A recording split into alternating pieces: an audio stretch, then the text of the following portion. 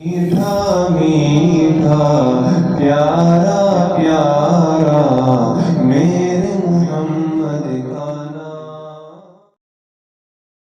الحمد للہ کفا والصلاة والسلام على من اصطفى اما بعد اعوذ باللہ من الشیطان الرجیم بسم اللہ الرحمن الرحیم وعاشروہن بالمعروف صدق اللہ العظیم۔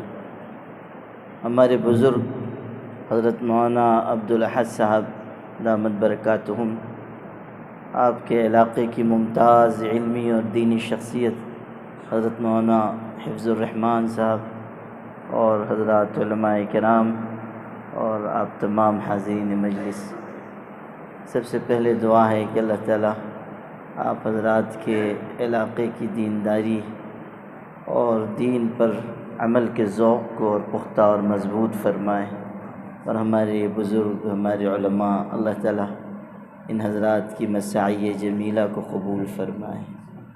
ماشاءاللہ نکاح کی مبارک مجلس ہے، اور آپ لوگوں کے ہاں ان دنوں ہول سیل میں نکاح ہوتے ہیں۔ ماشاءاللہ اللہ تعالیٰ خوب برکات نصیب فرمائے۔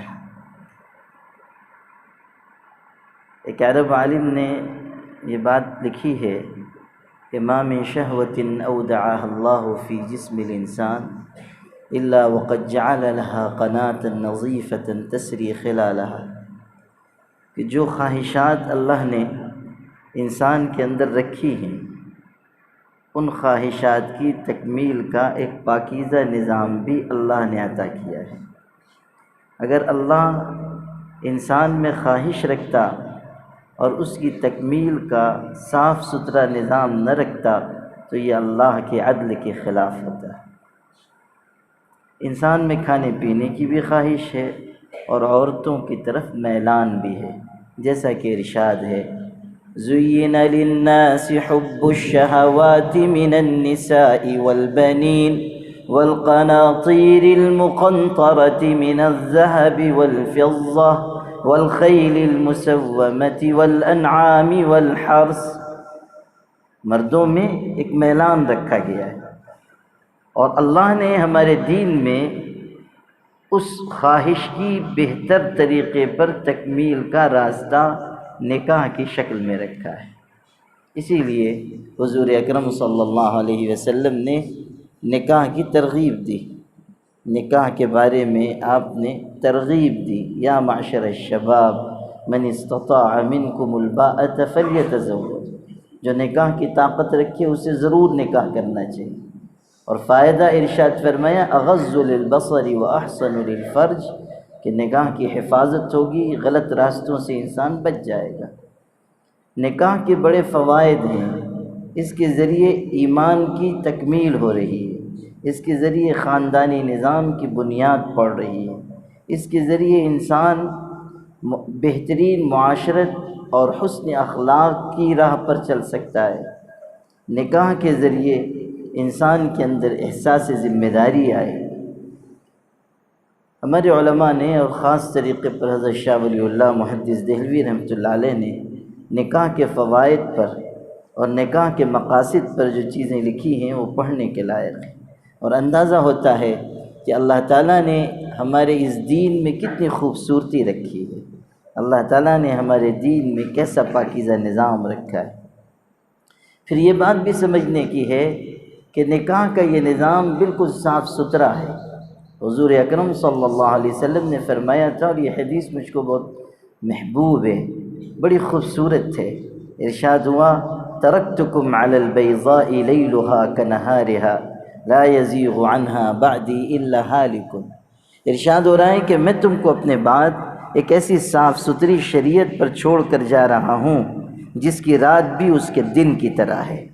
الفاظ دیکھیے، لیلہا کنہارہا، گویا کہ حضرت یہ فرما رہے ہیں کہ دنیا کا کوئی نظام ہو، دنیا کا کوئی مذہب ہو، دنیا کی کوئی ثقافت ہو، دنیا کے کسی ملک کا قانون ہو، اس میں کہیں نہ کہیں اندھیرا ہے، نقص اور کمی ہے۔ صرف ایک نظام دنیا میں ایسا ہے جس کی رات بھی اس کے دن کی طرح ہے، اور وہ نظام مصطفی ہے، حضور صلی اللہ علیہ وسلم کا عطا کیا ہوا نظام ہے۔ حضور کی دی ہوئی شریعت ہے، لیلھا کنہارھا۔ نکاح کے اس نظام میں بھی دیکھیے کہ کیسی خوبصورتی رکھی گئی۔ انتخاب کے لیے ارشاد فرمایا کہ مال کو، حسن و جمال کو، اونچے خاندان کو معیار انتخاب نہ بناؤ، بلکہ انتخاب کا معیار بناؤ سیرت اور کردار کو۔ تنکح المرأة ل40 لمالها ولحسبها ولجمالها ولدینها فاصفر بذات الدین تربت یداک۔ یہ جتنی بنیادیں پہلے ذکر کی گئی ہیں یہ سب عارضی اور کمزور ہیں۔ حسن و جمال وقتی چیز ہے، مال بھی آنی جانی شے ہے۔ من کی دنیا ہاتھ آتی ہے تو پھر جاتی نہیں، تن کی دنیا چھاؤں ہے، آتا ہے دھن جاتا ہے دھن۔ انسان میں اگر خوبصورتی ہے بھی اور سیرت و کردار کی پختگی نہیں ہے تو حسن و جمال کو لے کر انسان کرے گا کیا؟ شاعر نے کہا تھا، حسن صورت چند روزہ، حسن سیرت مستقل، اس سے خوش ہوتی ہیں آنکھیں، اس سے خوش ہوتا ہے دل۔ سیرت و کردار کی پاکیزگی سے تو انسان کا دل خوش ہوگا۔ بیوی میں تقویٰ ہو، طہارت ہو، عفت ہو، وفا ہو، شوہر سے انسیت ہو، خدمت کا جذبہ ہو، شوہر پر اپنی جان نچھاور کرنے کی ادا ہو، تو اس سے شوہر کو جو خوشی ملے گی وہ دل کی خوشی ہوگی۔ شکل و صورت کی خوبصورتی تو صرف آنکھوں کو خوش کرے گی، اس سے خوش ہوتی ہیں آنکھیں، اس سے خوش ہوتا ہے دل۔ حضور اکرم صلی اللہ علیہ وسلم بتا رہے ہیں کہ اگر پربہار خوشگوار زندگی چاہتے ہو تو دینداری کی بنیاد پر نکاح کرو، خشیت دیکھو، تقویٰ دیکھو، نماز کی پابندی دیکھو، ان بنیادوں پر رشتہ طے کرو، ان بنیادوں پر نہیں جو آج دنیا میں دیکھی جا رہی ہے۔ آج مسلمانوں کا بھی حال یہ ہے کہ دلہن کی تلاش شروع ہوئی تو لڑکا جو ہے وہ لمبی فہرست اپنی ماں کو تھما رہا ہے کہ یہ صفات میری ہونے والی دلہن میں ہونی چاہیے، اور وہ بھی صفات اتنی عالی ماشاءاللہ کہ سوائے حور جنت کے کوئی اس پہ کھری اتر ہی نہ سکے۔ چاہے خود کالے کلوٹے جگ جیون رام ہو لیکن ان کو چاہیے حور پری۔ اور اکبر الہ آبادی نے کہا تھا کہ شب وصال باہم غلط فہمیاں ہوئی، شب وصال باہم غلط فہمیاں ہوئی، مجھ کو شبہ ہوا حور کا ان کو بھوت کا۔ تو یہ جو عدم توازن ہے یہ عجیب و غریب ہے۔ انسان کو چاہیے کہ خشیت و تقویٰ کی تلاش کرے۔ خشیت و تقویٰ کی بنیاد پر جو نکاح ہوگا وہ پائیدار ہوگا۔ اللہ تعالیٰ اولاد میں ایسی برکت دے گا کہ انسان کی آنکھوں کی ٹھنڈک عطا ہوگی، خشیت اور تقویٰ کی بنیاد پر۔ حضور صلی اللہ علیہ وسلم نے اسی کی ترغیب دی اور صحابہ کرام کو اسی راستے پر چلایا، اور آج بھی اس امت کا اسی میں بھلا ہے، ورنہ نقصان ہوگا اور بہت بڑا نقصان ہوگا۔ میں پونا گیا ہوا تھا، وہاں ارتداد کے موضوع پہ جلسہ ہوا، وہ بہت بڑا اجلاس ہوا۔ اس کے بعد پونا کالج، وہاں مشہور ایک کالج ہے، وہاں کے ایک پروفیسر ملنے کے لیے آئے۔ انہوں نے کہا کہ آپ نے بڑی اچھی گفتگو کی، مجھ کو تاثر ہوا، میں ایک بات آپ کو سنانا چاہتا ہوں۔ میں نے کہا بتائیے۔ تو انہوں نے کہا کہ ہمارے یہاں کالج میں ایک بچی پڑھتی تھی، اچھی ذہین، تعلیم یافتہ اور بہت ہی شریف، کریکٹر اس کا بہت اچھا۔ جب وہ پڑھ کر چلی گئی تو چند مہینوں کے بعد میں نے سنا کہ اس نے کسی ہندو سے شادی کر لی۔ تو مجھ کو بڑی تکلیف ہوئی، تو میں نے اس کو فون کیا اور کہا کہ تم تو بہت اچھی لڑکی تھی، پڑھنے میں بہت آگے، بہت شریف، تمہارے تعلیمی ریکارڈ بہت اچھا، تم نے یہ کیسی غلط حرکت کی، اپنے سماج کی ناک کٹوا دی؟ تو انہوں نے کہا کہ اس بچی نے مجھ کو جو جواب دیا وہ میں آپ کو سنانا چاہتا ہوں۔ کہنے لگے کہ اس نے کہا کہ آپ جانتے ہیں کہ میں پڑھنے میں آگے، شرافت میری آپ خود گواہی دے رہے ہیں، کالج کے زمانے میں میں نے احتیاط سے وقت گزارا، اس کے باوجود جب میں فارغ ہو گئی پڑھ کر اور میرے رشتے کے لیے لوگ آنے لگے تو چونکہ میری شکل و صورت واجبی ہے تو 17 یا 22 گھرانوں سے لوگ مجھ کو دیکھنے کے لیے آئے، ناشتہ کر کے کھا پی کے چلے گئے اور مجھ کو مسترد کر دیا۔ اب جب میرے سماج کے لوگ مجھ کو قبول نہیں کر رہے ہیں تو میں نے دوسرے سماج میں پناہ ڈھونڈی ہے۔ جب میرا سماج مجھ کو نہیں قبول کر رہا ہے تو میں نے دوسرے سماج میں پناہ ڈھونڈ لی ہے۔ یہ نقصان ہوگا اگر معیار ان چیزوں کو بنایا جائے گا جو آج دنیا میں رائج ہیں، تو یہ نقصان ہوگا۔ تو حضور صلی اللہ علیہ وسلم نے یہ نصیحت کی. پھر فرمایا ان اعظم النکاح برکۃ ایسرہ مؤونۃ، سب سے زیادہ برکت والا نکاح کم خرچ والا ہے. سادگی کا لفظ بھی ذرا خطرناک ہے. میرے والد صاحب کہتے تھے کہ جو ہم لوگ کہتے ہیں نا کہ سادگی، تو سادگی کا ترجمہ تو ہر شخص اپنے معیار کے مطابق کرتا ہے. کوئی لاکھوں روپے خرچ کر کے کہتا ہے کہ میری حیثیت تو 1 کروڑ کی تھی، میں نے 50 لاکھ ہی خرچ کیا، بہت سادگی میں نکاح کیا ہے. اور کوئی غریب بیچارہ 50,000 خرچ کر کے بھی وہ مقروض ہو جاتا ہے. اور اس پر ایک دلچسپ قصہ بھی سناتے تھے. کہتے تھے کہ جنگل میں ایک گیدڑ کی اونٹ سے دوستی ہو گئی، دونوں ساتھ ساتھ نکلتے تھے اور جنگل کی سیر کرتے تھے. ایک دن نکلے تو بیچ میں ندی پڑتی تھی، تو گیدڑ نے کہا کہ بھائی اونٹ آج ادھر چل کے سیر و تفریح کریں گے. اونٹ نے کہا ٹھہر جاؤ، میں اتر کے دیکھ لوں کتنا پانی ہے، کم ہوگا تو آ جانا. اونٹ جا کر ندی کے بیچوں بیچ میں کھڑا ہوا تو اس کے گھٹنوں تک پانی تھا. اس نے آواز دے کے گیدڑ سے کہا کہ آ جاؤ آ جاؤ، میرے گھٹنے ہی تک پانی ہے. گیدڑ نے کہا نہ بابا، تمہارے گھٹنے تک ہے، اتنے پانی میں تو میری 7 پشتیں ڈوب جائیں گے. تو امیر جس چیز کو سادگی کہتا ہے اس میں بہت سے غریبوں کے جنازے نکل جائیں گے. امیر جس چیز کو سادگی کہہ رہا ہے، کتنے غریب اس کی وجہ سے مقروض ہو جائیں گے. تو کم خرچ، جتنا خرچ کم ہوگا اللہ تعالیٰ برکتیں بڑھاتا چلا جائے گا. نکاح کے ہر حصے میں اس کا خیال کرنا ہے کہ سنت و شریعت کے مطابق نکاح ہو. حیدرآباد میں ایک بزرگ تھے، شاہ مسکین ان کا نام تھا.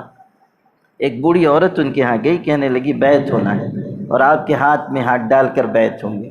حضرت نے فرمایا نہیں، یہ جائز نہیں ہے. وہ متبع سنت و شریعت تھے. وہ دوسرے محلے والے پیر صاحب ہوتے تو کہتے آ جاؤ آ جاؤ آ جاؤ. ان کے ہاں تو مصافحہ معانقہ سب چلتا رہتا ہے. وہ ایک صاحب تھے، مریدوں سے بھی مصافحہ کیا، مریدنیوں سے بھی کیا. تو ایک صاحب نے ٹوکا ان کو کہ حضرت یہ تو منع ہے، آپ پیر صاحب ہیں. کہنے لگے اگر ہم مصافحہ نہیں کریں گے تو قیامت کے دن ان کو پہچانیں گے کیسے؟ تو وہ بھی بڑا ظریف الطبع تھا. اس نے کہا کہ پھر مصافحے پہ کیوں اکتفا کیا، معانقہ کرنا چاہیے تھا تاکہ معرفت تامہ حاصل ہو جائے. جب علت یہی ہے تو پھر تو اس نے بھی برابر کا جواب دے دیا ان کو. یہ تو سب طریقت کے نام پہ شریعت کا جنازہ نکالنے والے لوگ ہیں. اللہ تعالیٰ ان سے حفاظت فرمائے. حضرت مولانا نذیر احمد صاحب کی روح کو اللہ تعالیٰ شاد و آباد رکھے کہ انہوں نے ایسے جعلی پیروں کے چنگل سے آپ کی برادری کو چھڑایا اور بدعات و خرافات اور رسوم و رواج بلکہ کفر و شرک کے رسوم سے نکال کر ایمان و یقین کی طرف لے کر آئے. اللہ نے کیسا عظیم الشان کام اس شخص سے لیا اور اللہ کے ہاں ان کے مراتب کتنے بلند ہو رہے ہوں گے. اللہ تعالیٰ ان کو جنت نصیب فرمائے، اعلیٰ مدارج عطا فرمائے. تو انہوں نے کہا کہ شاہ مسکین نے کہ بھئی یہ منع ہے، یہ نہیں ہوگا. تو وہ کچھ پڑھی لکھی تھی. اس نے کہا کہ حضرت میری عمر بہت ہو گئی اور آپ بھی 80 سال سے متجاوز ہیں، مجھ کو اجازت دیجیے، فتنے کا کوئی اندیشہ نہیں ہے، اجازت دیجیے. تو حضرت نے جو جواب دیا وہ آپ کو سنانا تھا. سونے کے پانی سے لکھے جانے کے لائق. ارشاد فرمایا یہ سچ ہے کہ تو بھی بوڑھی ہے اور میں بھی بوڑھا ہوں، مگر یاد رکھ اللہ کی شریعت کل بھی جوان تھی اور آج بھی جوان ہے. خدا کی شریعت کے حکم کی تعمیل کی جائے گی. نکاح کے نظام میں ہر پہلو کی رعایت سنت و شریعت کے دائرے میں ہوگی، تب نکاح بابرکت بنے گا. آخری بات عرض کرتا ہوں، نکاح کے بعد کی زندگی کے بارے میں بھی نبی کریم صلی اللہ علیہ وسلم نے بڑی تاکید فرمائی ہے کہ خوشگوار پربہار زندگی گزارنے کے لیے ان ہدایات کو اختیار کیا جائے جن ہدایات کی بنیاد پر ایک اچھی زندگی کی بنیاد پڑتی ہے، ایک اچھی زندگی وجود میں آتی ہے. اور وہ بنیادیں کیا ہیں؟ بنیاد ہے اللہ کا ڈر. جن کے نکاح ہو رہے ہیں دھیان سے سنو، اللہ تعالیٰ کا تقوی. اللہ کا تقوی یہ ایسی چیز ہے جو انسان کے قدموں کی زنجیر بن جاتا ہے، جو خلوتوں اور تنہائیوں میں بھی انسان کو نافرمانی اور گناہ سے بچاتا ہے. اللہ کا ڈر وہ چیز ہے کہ جو انسان کو حق کی ادائیگی پر ابھارتا ہے. خدا کا تقوی وہ ہے جو سخت سردیوں کی رات میں آرام دہ بستر سے اٹھا کر خدا کے حضور میں سجدہ ریز کروا دیتا ہے. خدا کا تقوی وہ ہے کہ جو انسان کو سخت چلچلاتی دھوپ میں مسجد آنے کے لیے مجبور کرتا ہے. اللہ کا تقوی وہ ہے جس نے یوسف عفیف کی نگاہ کو جھکا دیا تھا جب ایک حسین و جمیل خاتون نے خود گناہ کی دعوت پیش کی تھی۔ خدا کا تقوی وہ ہے کہ جس نے صحابہ کرام کو وہ عزت دنیا میں عطا کی کہ انبیاء کی جماعت کے بعد وہ عزت دنیا میں کسی جماعت کو نہ مل سکی۔ یہ اللہ کا تقوی ہے، اسی کے بنیاد پر زندگی خوشگوار بنتی ہے۔ حق ادا کرنا، احتیاط کرنا، ہر نافرمانی سے بچنا، سسرالی رشتوں کا خیال رکھنا۔ واتقوا اللہ الذی تساءلون به والارحام، یہ کیوں نصیحت کی جا رہی؟ دیکھو اللہ سے ڈرتے رہنا، جس کا نام لے کر تم ایک دوسرے سے سوال کرتے ہو۔ رشتہ داریوں کے بارے میں ڈرنا، گھر والوں کے ساتھ نرمی کا سلوک وہ کرے گا جس کے دل میں خشیت ہوگی۔ حضور صلی اللہ علیہ وسلم تشریف رکھتے تھے، آپ کے نواسے حضرت حسن یا حسین آئے، آپ نے ان کو گود میں لے لیا اور چوما۔ اقرع ابن حابس رضی اللہ عنہ ایک صحابی، وہ کھڑے ہوئے تھے، انہوں نے چومتا ہوا حضور کو دیکھا تو کہنے لگے حضرت میرے تو 10-11 بچے ہیں، آج تک میں نے کسی کو اس طرح پیار نہیں کیا۔ ان کو حیرت ہوئی کہ حضور اس طرح چوم رہے ہیں، تو حضور نے سخت جملہ کہا، فرمایا کہ اللہ اگر کسی کے دل سے رحمت نکال لے تو اس میں میرا کیا قصور ہے۔ نرمی سکھائی، محبت سکھائی۔ آپ کے صاحبزادے حضرت ابراہیم کا وصال ہوا، ان کی وفات پر حضرت رو پڑے، جنازہ لے کر چلے ہیں، آنکھوں سے آنسو روا تھے، پہنچے قبر میں اپنے دست مبارک سے لٹانے لگے تو فرمایا العین تدمع والقلب يحزن وإنا بفراقك یا ابراہیم لمحزونون، بیٹے تمہارے جانے سے باپ کا دل ٹوٹا ہوا ہے، آنکھیں رو رہی ہیں، دل رنجیدہ ہے، ابراہیم تمہارے جانے سے ہم بہت غمگین ہیں، یہ کہہ رہے تھے اور آنکھوں سے آنسو گرنے لگے۔ صحابی نے کسی دیکھا اور کہا اللہ کے رسول آپ رو رہے ہیں، آپ کی آنکھوں میں آنسو ہیں؟ حضور نے فرمایا ہاں، اس رحمت کی وجہ سے جو اللہ نے میرے دل کو عطا کی ہے، اس محبت کی وجہ سے جو اللہ نے میرے دل کو عطا کی ہے۔ آپ نے سکھایا کہ ایک خوشگوار زندگی کیسے گزاری جائے گی، کیسے محبتیں بانٹی جائیں گی، کیسے اولاد سے تعلق رکھا جائے گا۔ آپ ممبر پہ تھے، جمعہ کے دن خطبہ ارشاد فرما رہے، صحابہ جمع ہیں، اتنے میں حجرے سے حضرت حسین نکلے، لمبا کرتا پہنے ہوئے تھے، نانا جان کی طرف بڑھنے لگے، لڑکھڑا کر گرنے کے قریب ہو گئے۔ حضرت نے خطبہ روک دیا اور لپک کر گئے، گود میں لیا، لے کر ممبر پر آئے۔ اس کے بعد خطبے کے درمیان فرمایا کہ میرے اللہ نے سچ کہا ہے انما اموالکم و اولادکم فتنہ، تمہارے مال اور اولاد آزمائش کا ذریعہ ہے۔ کتنی محبت نچھاور کرتے تھے حضور صلی اللہ علیہ وسلم، ازواج سے کیسا تعلق رکھا۔ حضرت خدیجہ رضی اللہ تعالیٰ عنہا نے اپنی جان مال حضرت پہ لٹائی تھی، حضرت نے ان کی وفاداری اور محبت کو ہمیشہ یاد رکھا۔ حضرت زینب نے ایک ہار بھیجا تھا اپنے شوہر ابو العاص کو چھڑانے کے لیے، وہ گرفتار ہو کر آ گئے تھے بدر میں، اس وقت تک کافر تھے۔ حضرت زینب کو حضرت خدیجہ نے اپنا ہار دیا تھا، وہی انہوں نے بھیجا۔ حضور تشریف رکھتے تھے، وہ ہار پیش کیا گیا کہ آپ کی بیٹی زینب نے بھیجا ہے اپنے شوہر ابو العاص کو چھڑانے کے لیے۔ روایت میں کہ حضرت نے ہاتھ میں لیا، اس کو الٹنے پلٹنے لگے اور آپ کی آنکھوں سے حضرت خدیجہ کی یاد کی وجہ سے آنسو بہہ پڑے، آپ رو پڑے۔ صرف ہار دیکھ کر جو مرحوم اہلیہ کے گلے میں ہوتا تھا حضور رو پڑے۔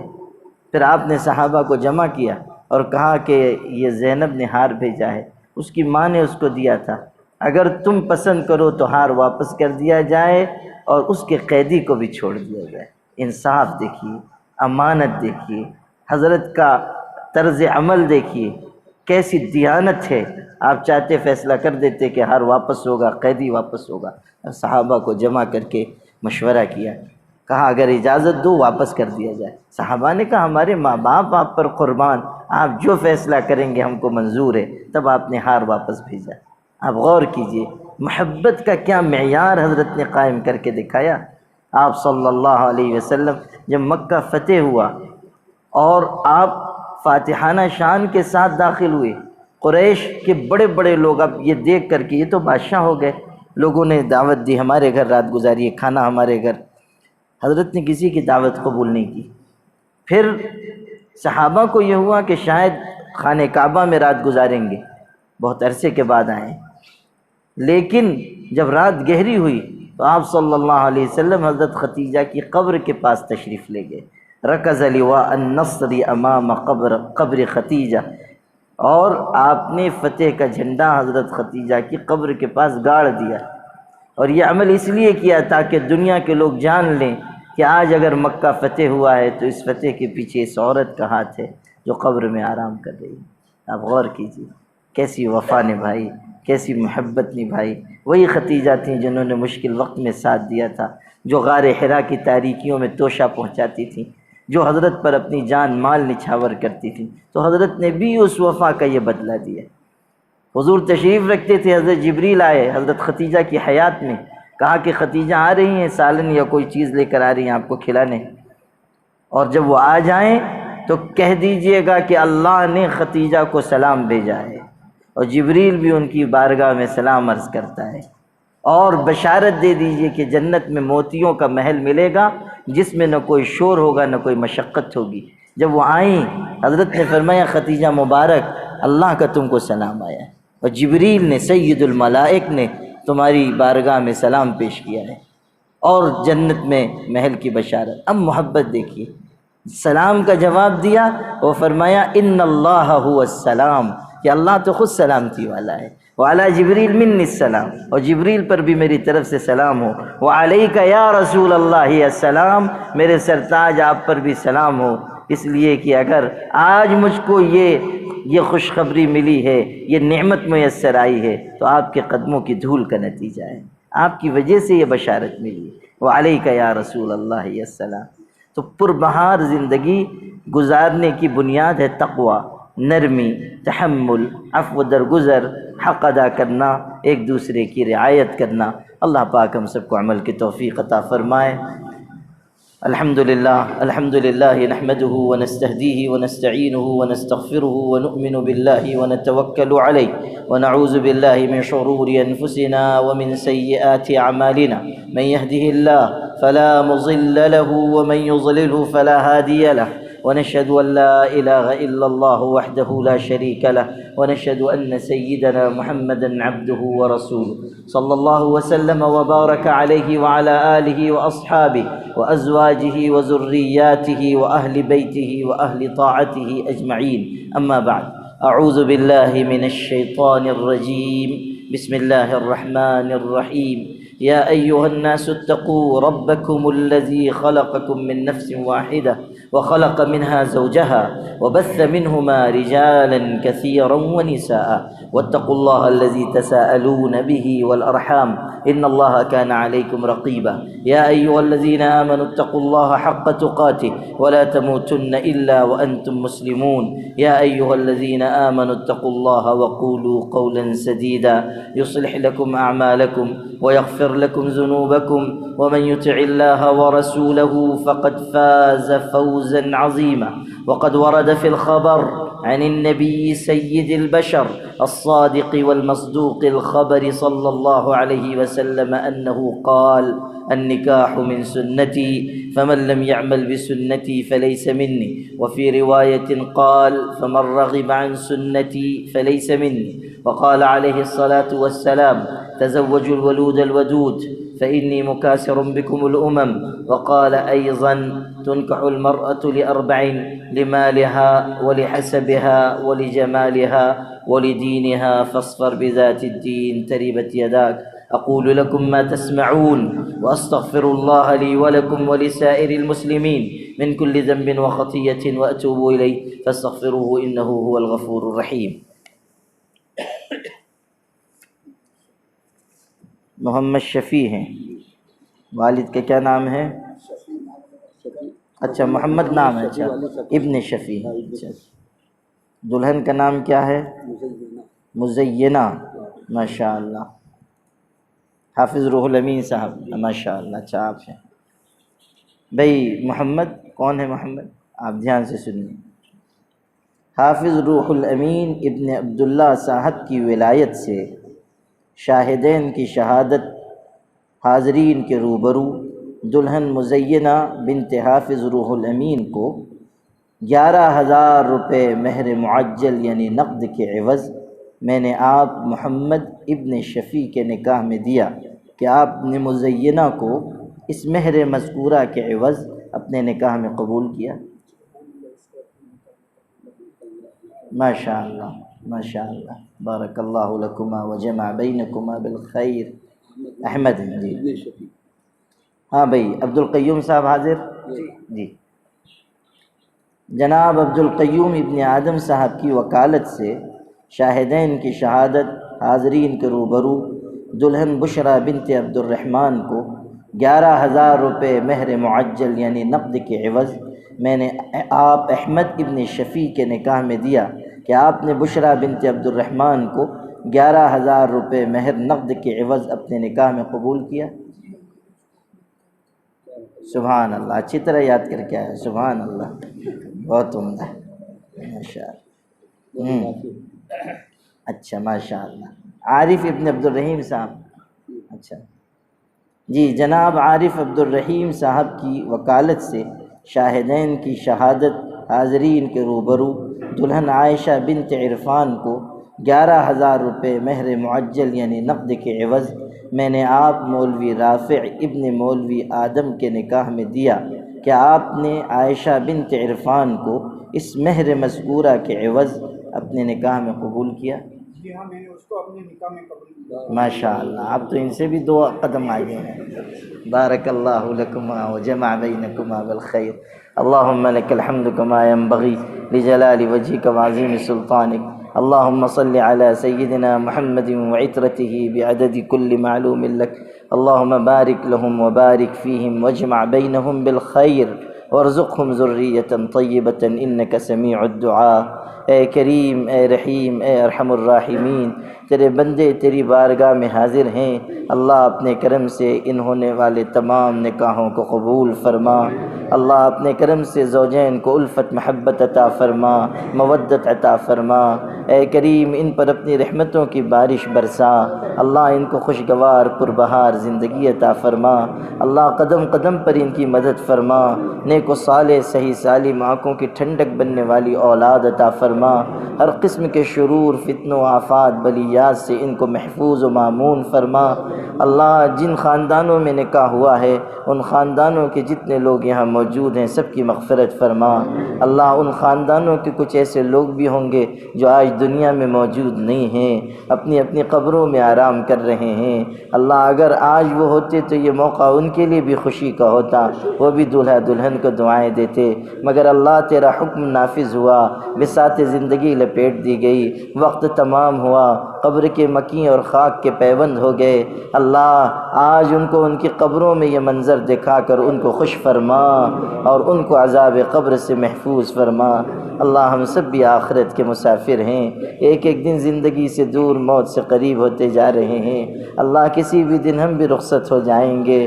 آج خود سے نہا دھو کر اپنے ہاتھوں سے کپڑے پہنتے ہیں، اپنے قدموں پر چل کر آتے جاتے ہیں، کل جب مر جائیں گے تو دوسرے لوگ کپڑے اتاریں گے، میت والا غسل دیں گے، کفن کی چادر اڑھا دیں گے، اعلان ہوگا فلاں ابن فلاں دنیا سے رخصت ہوا، پھر منو مٹی کے نیچے دبا دیا جائے گا۔ اللہ قبر میں کوئی دیکھنے والا نہیں ہوگا، کوئی عذاب سے بچانے والا نہیں ہوگا، تیری عزت کی قسم اس دن صرف تیری رحمت کا سہارا ہوگا، اس دن صرف تیرے کرم کا آسرا ہوگا۔ اللہ عذاب قبر سے ہم سب کی حفاظت فرما۔ آج بیمار ہوتے ہیں تو دسیوں تیمارداری کو آتے ہیں، آج شاگرد بھی ہیں، عزیز بھی ہیں، محبت کرنے والے بھی ہیں، مگر اللہ قبر کی تنہائیوں میں کوئی ترس کھانے والا موجود نہیں ہوگا۔ اس دن ہماری بے بسی پر رحم فرما، ہماری مغفرت فرما، ہمارے ماں باپ کی مغفرت فرما۔ اللہ ہمارے ماں باپ کا ہم پر بڑا احسان ہے، انہوں نے بھوکا رہ کر کھلایا ہے، پیاسا رہ کر پلایا ہے، گیلے میں سو کر ہمیں سوکھے میں سلایا ہے، نہ جانے کتنی راتیں ہمارے لیے بے آرامی میں گزاری ہیں۔ اللہ ہم لوگ جنہوں نے مدرسوں میں پڑھا، ہمارے امی ابو نے اور بڑی قربانی دی، اپنی آنکھوں سے دور مدرسے میں پڑھنے بھیج دیا، کلیجے پر پتھر رکھ کر بھیجا۔ اللہ ہمارے امی ابو کو یاد آتی ہوگی، وہ تکیے میں منہ چھپا چھپا کر رو لیتے ہوں گے، صبح آٹا گونتے گونتے امی یاد کرتی ہوگی کہ میرا بچہ یہاں تھا، کپڑے میں دھل دیتی تھی، بستر بچھا دیتی تھی، مدرسے میں کون دیکھتا ہوگا، کون میرے لال کی خدمت کرتا ہوگا۔ اللہ یہ سوچ کر ان کے مبارک آنسو آٹے میں گرتے ہوں گے، اللہ انہوں نے قربانی دے کر ہمیں عالم حافظ بنایا، تیری مسجدوں کے مصلی پہ کھڑے ہونے کے قابل بنایا، مسند درس پہ بیٹھنے کا اہل بنایا۔ اللہ ہمارے ماں باپ کو ان کے احسان کا بہترین بدلہ عطا فرما، اللہ اجر عظیم عطا فرما، زندہ ہو تو ان کی عمر میں برکت عطا فرما، اور اگر دنیا سے جا چکے ہوں تو قبر کو نور سے منور فرما، ہمارے حضرات علماء کی خدمتوں کو قبول فرما۔ اس علاقے میں جن لوگوں نے جی جان سے محنت کی، اللہ اپنے خون جگر سے شجر اسلام کو سینچا، اللہ ان کو ان کی قبروں میں خوش فرما اور ان پر رحمتوں کی بارش نازل فرما۔